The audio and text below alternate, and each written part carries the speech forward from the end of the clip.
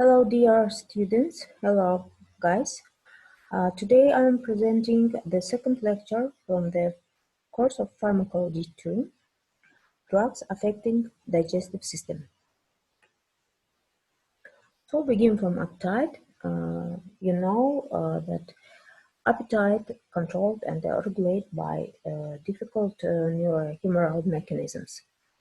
Central mechanisms are hunger center and the satiety center, which is located in the nucleus of the hypothalamus, limbic system and the cerebral cortex, exactly frontal lobes, also including in the central mechanisms. Peripheral mechanisms include taste, olfactory, visual sensations, signals from digestive tract, metabolism in the peripheral tissues, hormonal effects. So some mediators system controlled and regulate appetite by acting on the some types of receptors such as adrenergic, dopaminergic, and serotonergic systems. Constantly in our body occur a synthesis and a release in the genus orexigens and anorexigens. Appetite stimulants or orexigenic drugs. You see here some drugs.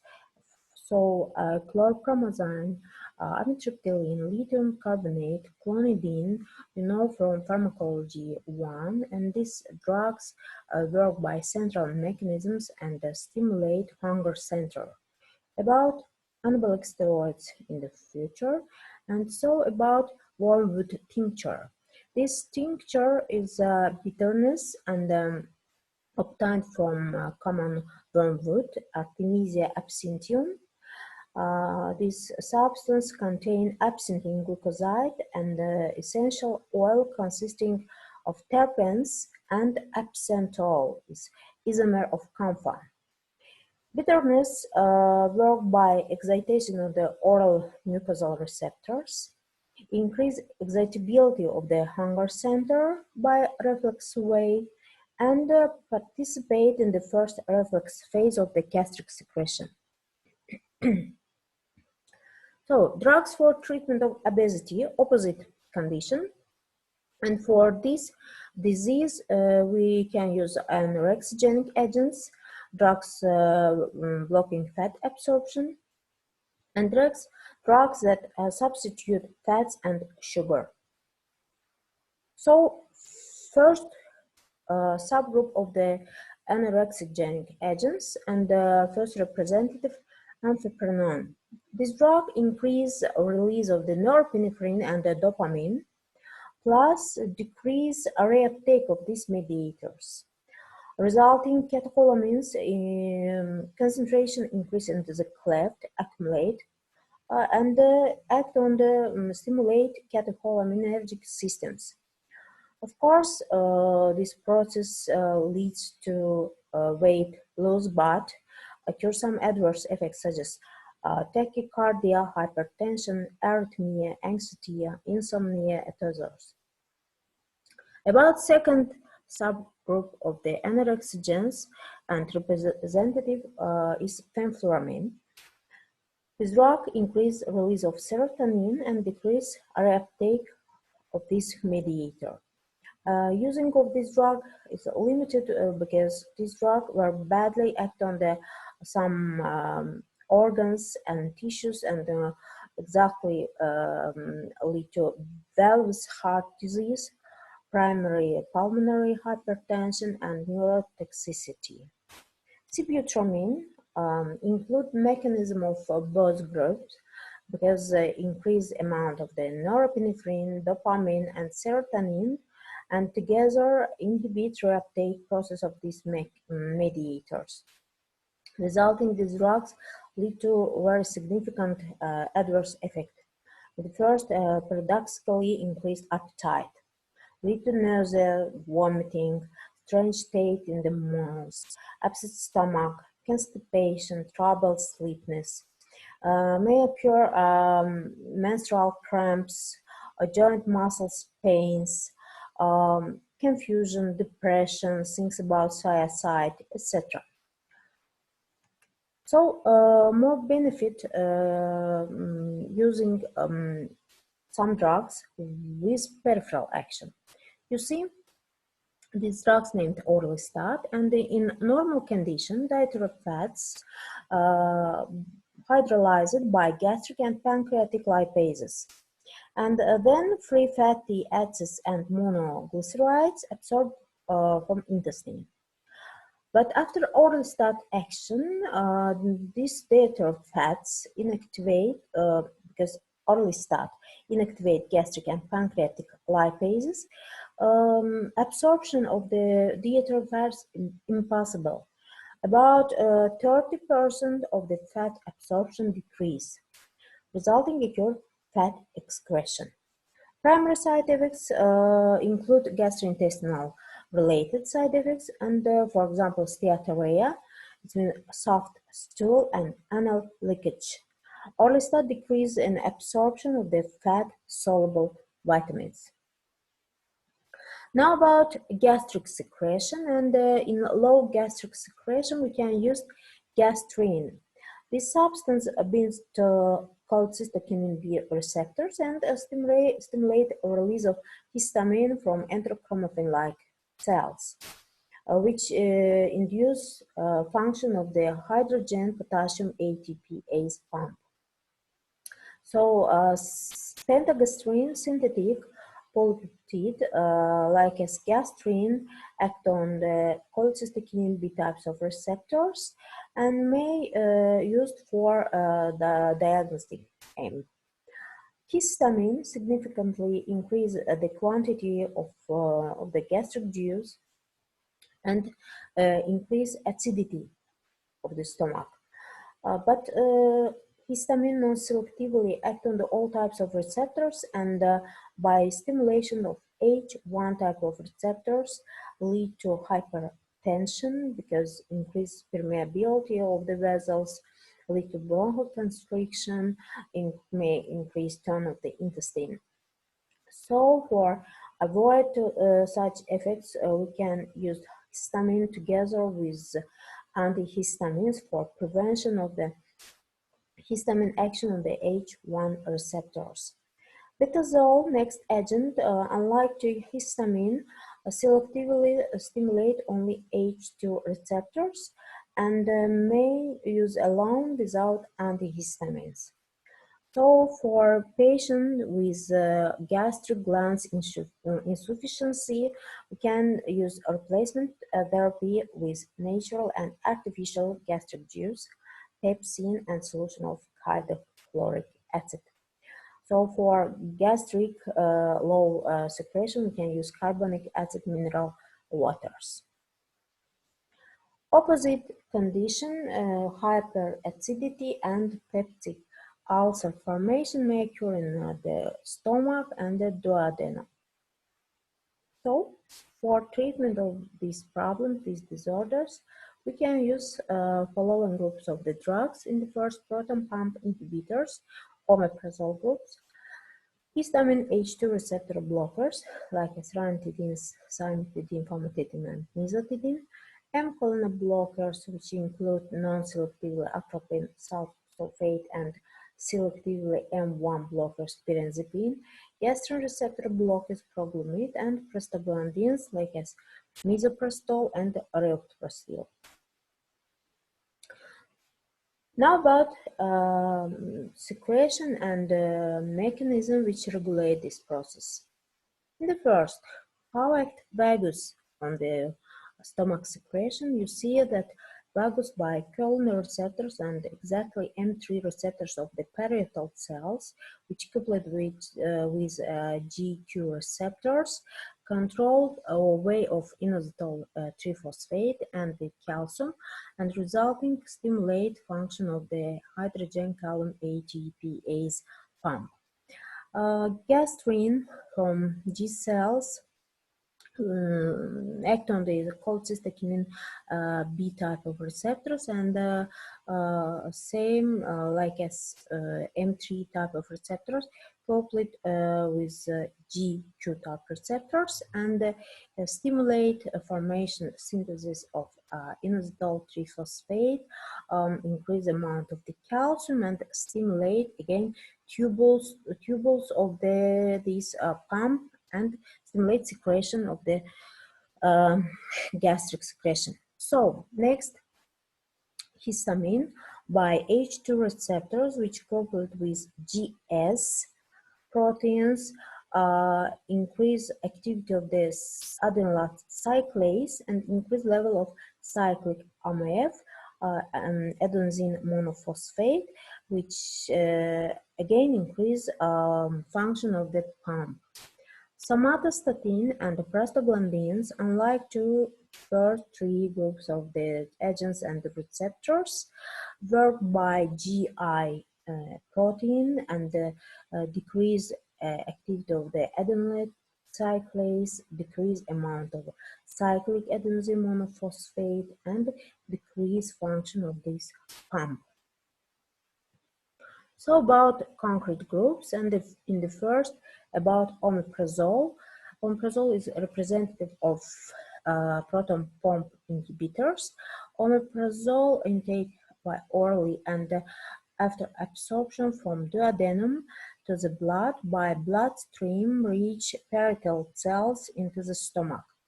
So here this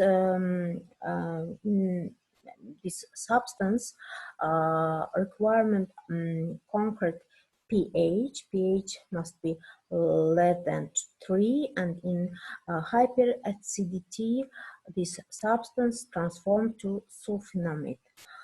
Final agent inhibit pump and decrease secretion of the stomach acidity. Next, so this drug is well tolerated, and in long duration treatment by omeprazole may lead to problems in absorption of vitamin B12, magnesium, and lead to osteoporosis. Second group of the drugs, H2 receptor blockers, prevent action of the histamine, which release from enterochromatin-like cells. And first generation of these drugs include cimetidine.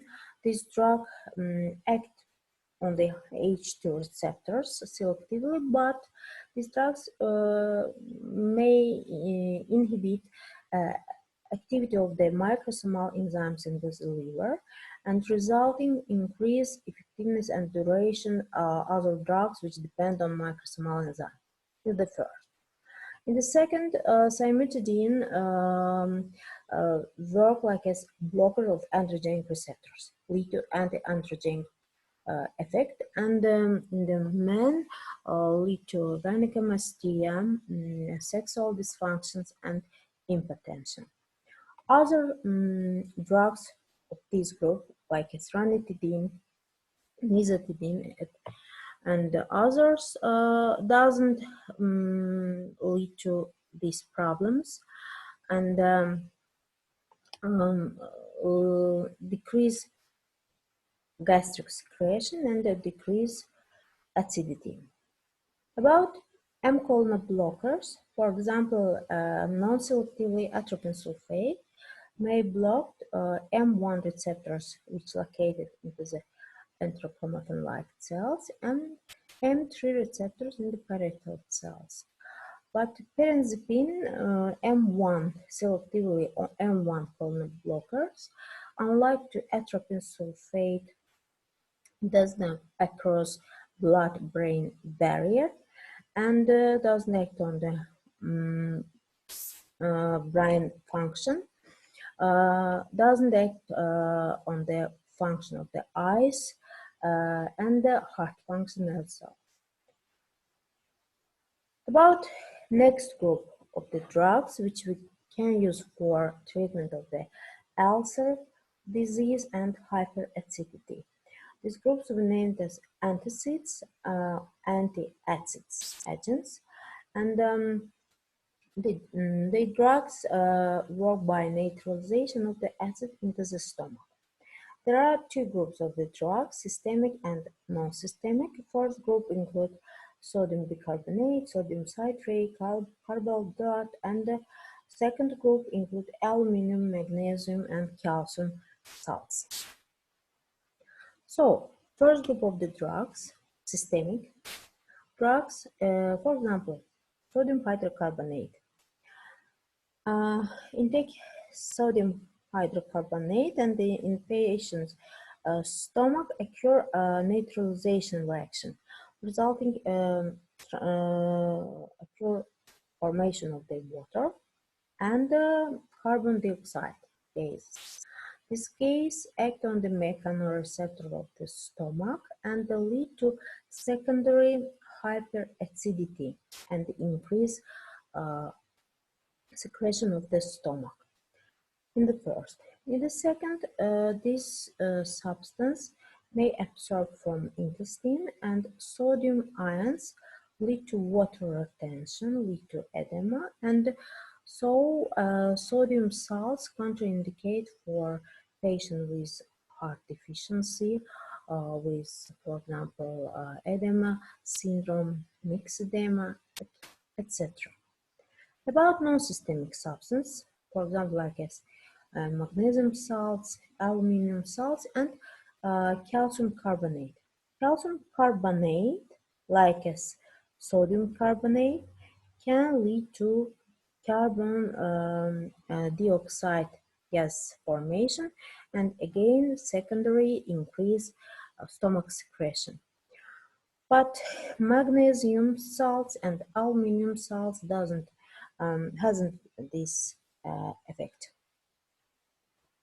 So, about concrete side effects of concrete salts, magnesium salts lead to laxative effect. Why? Because magnesium ions is antagonist of calcium ions, and after magnesium action amount of the calcium decrease and lead to relaxation.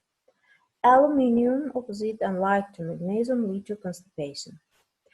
If we use combined drugs which include aluminum and magnesium salts, resulting occur some problems like as constipation and or diarrhea. Gastroprotectors may create mechanical protection and may increase endogen mucosal protective function of mucosa. First group of the drugs, sucralfate, bismuth tripotassium citrate, and second carbenoxolone and misoprostol. About third group, you see your sucralfate into the stomach in the hyperacidity, convert to the paste form, occur cross-linking and formation of the paste. This paste form just plating of the mucosal defect and work against ulcers only. About second group of the drugs, for example, misoprostol. Misoprostol chemical structure of this substance like as prostaglandin E2, and misoprostol in the first stimulate prostaglandin receptors, and if you remember this type of receptors after stimulating decrease function of the proton pump, plus misoprostol may act on the bicarbonate secretion and secretion of the mucus. Gastroprotectors change mucus properties and increase reparation process in the stomach. So for ulcer disease treatment, we can use drugs which decrease secretion of the stomach glands in the first, like as proton pump inhibitors, H2 histamine blockers, muscarine blockers, and prostaglandins. Plus, we can use antacids and gastroprotectors. you know that the main reason of the ulcer disease is Helicobacter pylori bacteria. So some drugs, like as for example pylori, which include ranitidine plus bismuth salt, and the other bismuth salt will decrease amount of the Helicobacter pylori because has pylori side effect. So remember that some drugs we can't use for combined treatment. Example, omeprazole, like as sucralfate, and denol, bismuth salt, depend on low acidity. So we can't use these drugs together with other drugs which decrease acidity. Just remember it for combined treatment of the ulcer disease. Next, about vomiting and emesis. Emetic drugs. These agents cause vomiting. These drugs may act directly on the gastrointestinal tract and irritate receptors which are located in this tract, or may act indirectly by a reflex way on the chemoreceptors of the trigger zone. So vomiting occurs when the center of the vomiting is activated by various stimuli. For example, visual, olfactory, taste sensation that cause disgust. So irritation of the vestibular apparatus and the interoceptors of the different localization. And finally, stimulation of the chemoreceptors of the trigger zone. Which types of receptors involve concrete vomiting center and other structures which participate in the vomiting act. In the first, vomiting center include M1 colon receptors, H1 histamine receptors, NK1 neurokinin, and 5-HT3 serotonin receptors. In the trigger zone, located D2 dopamine, 5-HT3 serotonin, opioids, and NK1 neurokinin receptors. In the vestibular nucleus, we have M1 cholinergic and H1 histamine receptors. And finally, in serotonin, 5-HT3 receptors are involved in the visceral afferents excited by stimuli from pharynx, stomach, and inner organs. Apomorphine is derivative of morphine and stimulate D2 types of dopamine receptors.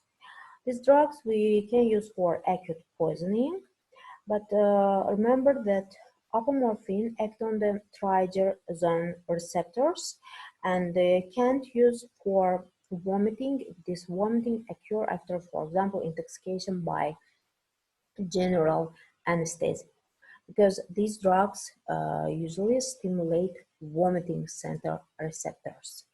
So sometimes this drug used for diagnosis and treatment of Parkinsonism, but its adverse effects limit its use. Thermopsis and ipecac, this substance obtained from plants, and the substance stimulate gastric receptors and by reflex way irritate vomiting center. But after absorption, active substance of these drugs, thermopsin and emethine, excite chemoreceptors of the trigger zone. Copper sulfate, zinc sulfate irritate gastric mucosa and so occur peripheral action. And finally, veratrum alkaloids, they include vomiting due to stimulating effect on the nodular ganglia at afferent fibers of the vagus nerves. Now about antiemetic drugs, and here you see following group of the drugs. In the first, blockers of the dopamine receptors. You see, we can use metoclopramide, domperidone, and other dopamine blockers when we can use for treatment of schizophrenia and psychosis. Metoclopramide drugs which block D2 dopamine receptors and in high doses may act on the serotonin 5-HT3 types of receptors.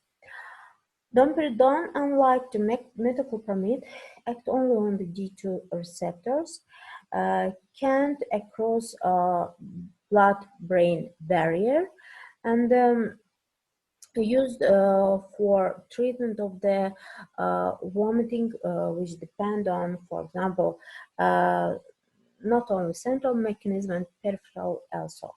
Other drugs like haloperidol, trifluperazine, perfenazine, all of them can use against vomiting, but these drugs have central effects and lead to extrapyramidal disorders and disturbances. Thiethylperazine, like as all representatives of this group, act on the D2 receptors, but very interesting that these drugs act not only on chemoreceptors of the trigger zone, these drugs directly may act on the vomiting center. So, second group of the drugs, blockers of histamine receptors, diphenhydramine and promethazine, dimenhydrinate, act on the H2 receptors in the vomiting center and in the vestibular apparatus. So we can use for motion sickness. Blockers of choline receptors, scopolamine hydrochloride, act on the M1 receptors, like as histamine blockers in the vomiting center and in the vestibular apparatus. Blockers of the serotonin receptors on dancing groups selectively blocks 5-HT3 types of serotonin receptors and usually act on the chemoreceptors of the trigger zone and work in the peripheral tissues. Methylprednisolone and dexamethasone are representatives of the corticosteroids. Mechanism action of these drugs unknown, but these drugs were widely used for treatment of the vomiting after chemotherapy and radiation. Aprepitant, final drug in which we can use against vomiting, is antagonist of neurokinin receptors, and usually we can use in combination together with serotonin antagonist and corticosteroids. So about causes and the reason of the vomiting and treatment of these types of the vomiting. First group of the drugs, first type of the vomiting, occur during motion sickness or inner ears disease. So if these problems depend on vestibular apparatus, we can use antihistamines and anticholinergic drugs like as diphenhydramine and scopolamine, because these drugs controlled and blocked receptors in the vestibular apparatus and the trigger zone of the vomiting center. Second reason, vomiting which occur after treatment by drugs, after intoxication or induced by metabolic processes. Usually for this type of the vomiting, we can use D2 dopamine antagonists like as metoclopramide, domperidone, and thiethylperazine. Next, types of the vomiting occur after chemotherapy of the cancer disease, radiation, and during a post-operation period, and pregnancy period like as histosis. These types of the vomiting usually depend on 5-HT3 antagonist, because this type of the vomiting increase release of the serotonin from enterochromaffin-like cells into the inner organs and gastrointestinal tract. Chemotherapy-induced vomiting may treat by aprepitant neurokinin antagonist. And finally, if occur chemotherapy-induced vomiting and responsive to other drugs, we can use cannabinoid agonist, dronabinol, which directly act on the vomiting center, and this mechanism possible by irritation, stimulation of cannabinoid 1 type of receptors.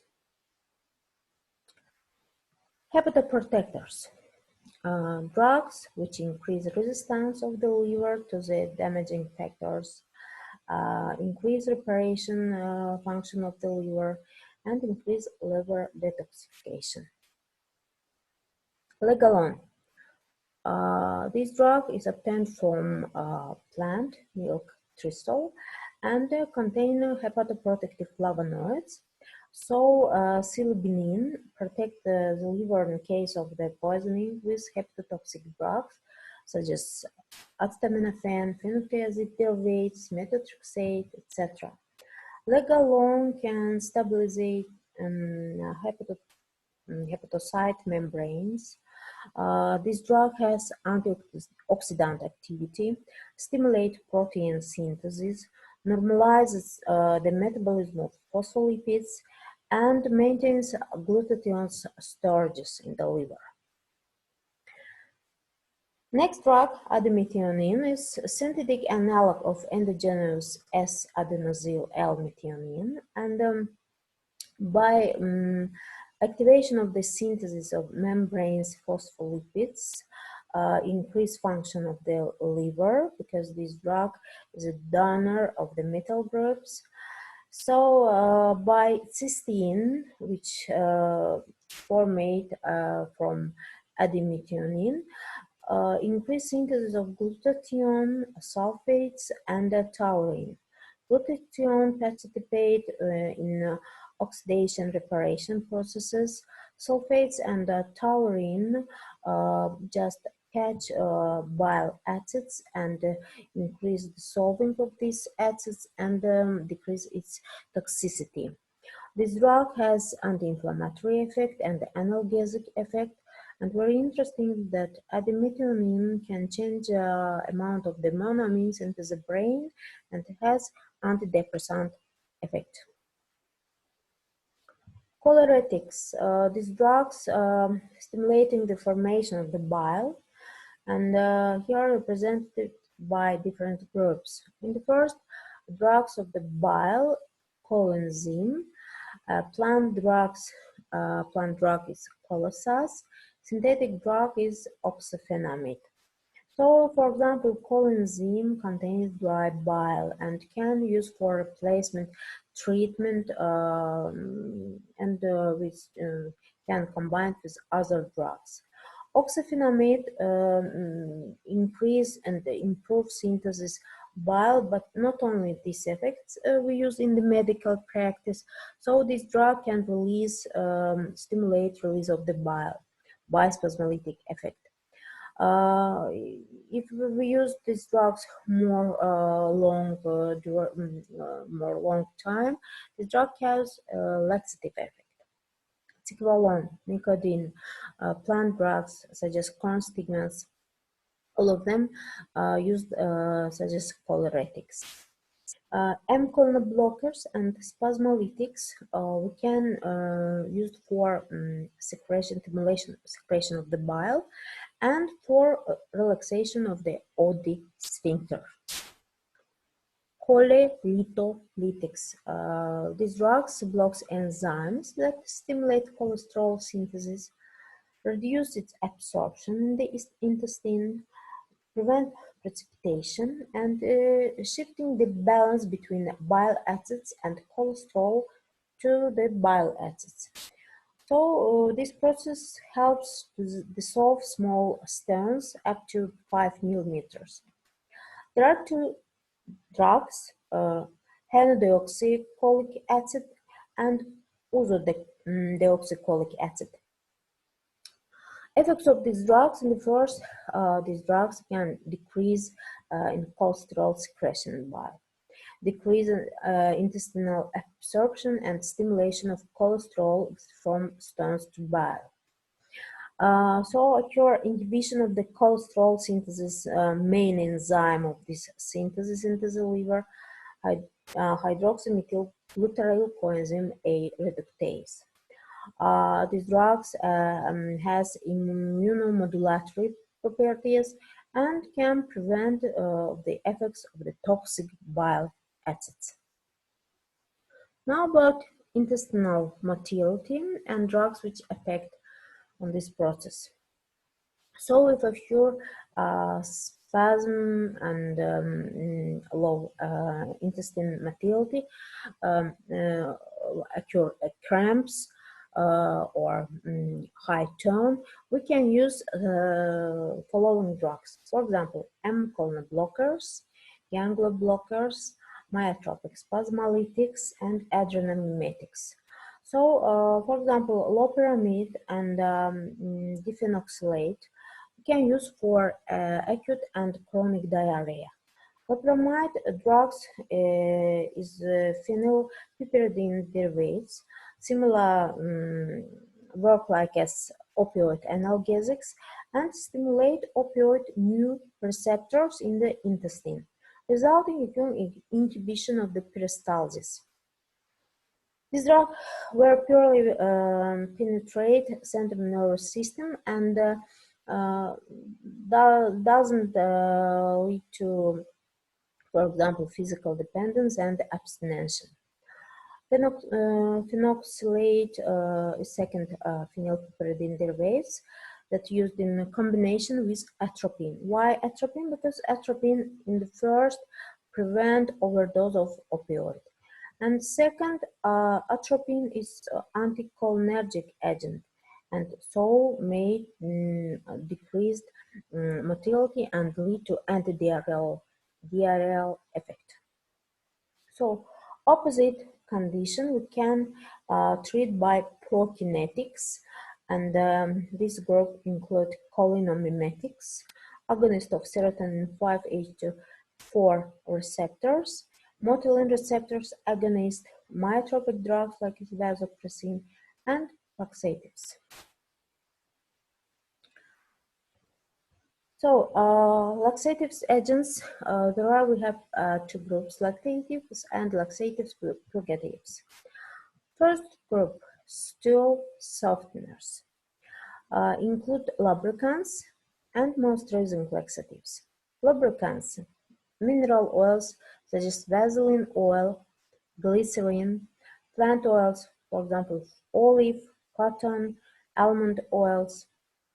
These oils just coated feces and improve motion of the feces along intestine.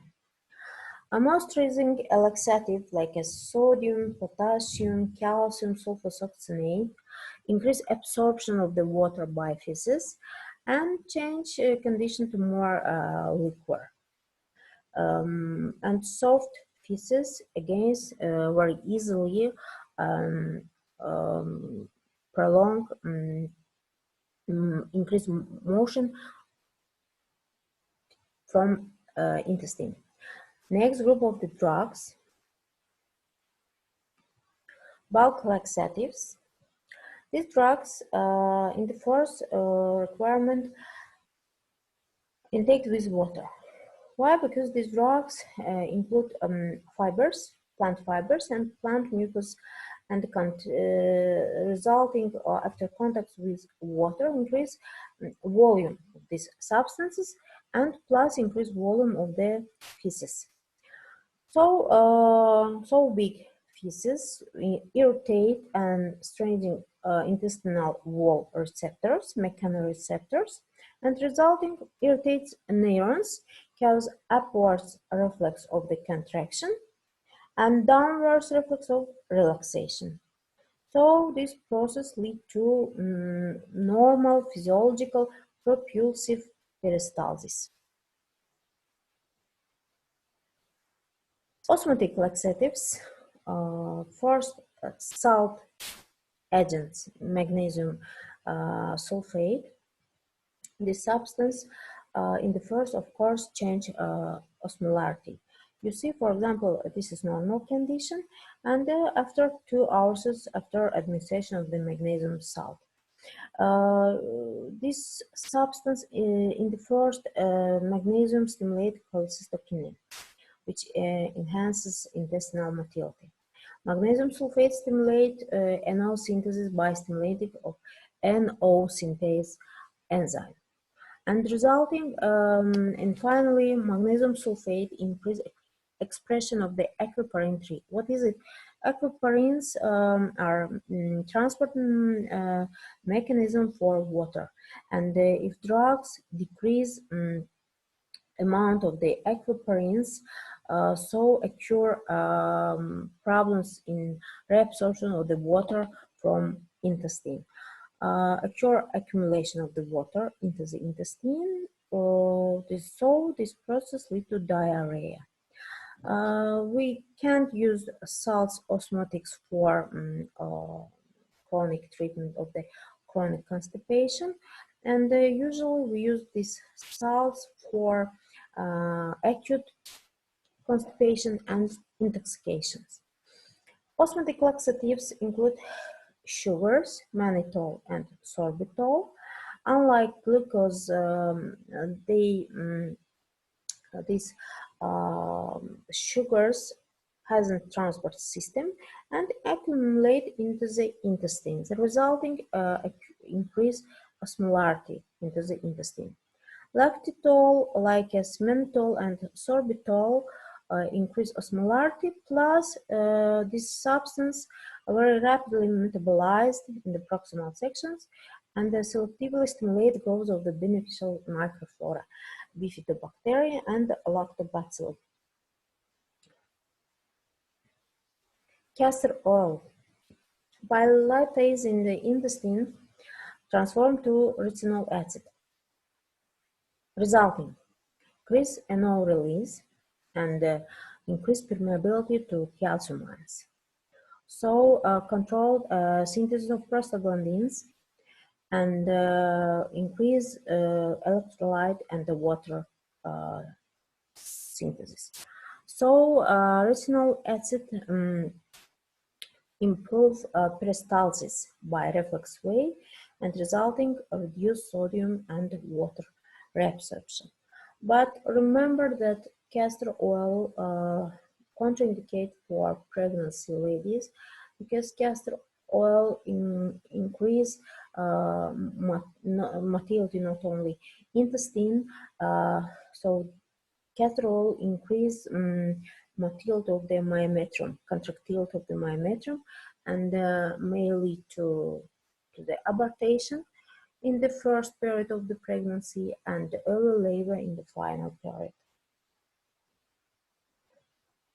Next group, plant drugs, plant origin drugs, which contain antroglucosides. Which plants, for example, senna plant, so maybe triangular plant or areum plant, etc. These plants contain antroglucosides and exactly senosides in the intestine by intestinal flora enzymes, for example, beta-glucosidase. Senoside transformed to rhinantron, active metabolite, which increase expression of the cyclooxygenase enzyme and produce synthesis increased synthesis of prostaglandin E2. Prostaglandin E2 controlled work of aquaporins and resulting increased retention of the water into the intestine. And this process leads to diarrhea. So we can use these drugs for chronic constipation because action of these drugs located in large intestine. But after chronic use, sometimes in colonoscopy, we can find pigmentation, brown colon pigmentation known as cholemelanosis. And one moment, cyano drugs, unlike to other plant laxatives, act independently of the presence of the bile in the intestine. So we can use cyano drugs for patients with jaundice. And finally, synthetic substances like bisacadil and sodium picosulfate, they are prodrugs, and after when patient taken orally, these drugs undergo transformation under the influence of the intestinal microflora enzymes. For example, bisacadil by acetylation and sodium picosulfate by sulfatization transformed to bisphenol, active metabolite, which act on the calcium channels of the smooth muscle cells of the intestine and enhance the natural high amplitude propulsive contraction of the colon. So both these drugs, but bisacadil more than sodium picosulfate, may cause dyspeptic disorders, flatulence, cramps, maybe allergic reaction, diarrhea, and other problems in the water electrolyte balance. So, and finally, just you can know for when we can use these drugs, laxatives, and when these drugs are contraindicated. We can use these drugs for radiologic exam of the gastrointestinal tract, bowel surgery, proctologic exam. So these drugs useful in patients with hernia or cardiovascular disease because to avoid straining at stool. Anorectal disorders such as hemorrhoids, and useful after antiemetic therapy and poisoning. So these drugs contraindicate for colics, cramps, and nausea. Undiagnosed abdominal pain and patients with symptoms of appendicitis. So thanks for your attention and bye. See you next time.